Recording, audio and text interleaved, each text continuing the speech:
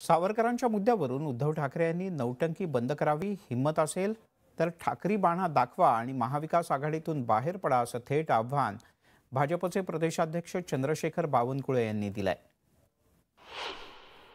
उद्धव ठाकरेमध्ये धमक असेल, खरं तर त्यांना वीर स्वातंत्र्यवीर सावरकरांच्या बद्दल काही जर त्या ठिकाणी वाटतं तर उद्याच सकाळी 11 वाजता प्रेस कॉन्फरन्स, मी कालच सांगितलं होतं आज 11 वाजता प्रेस कॉन्फरन्सची वाट बघेल की आम्ही काँग्रेस पार्टीला सोडतोय, स्वातंत्र्यवीर सावरकरांचा आम्ही अपमान सहन करणार नाही।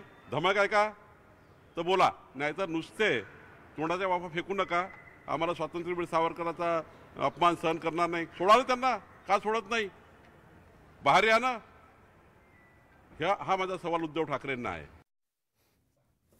पुण्याचे माजी महापौर मुरलीधर मोहोळ यांच्या नावानं खंडणी मागणाऱ्या 2 जणांना पुणे पोलिसांनी बेड्या ठोकलेत।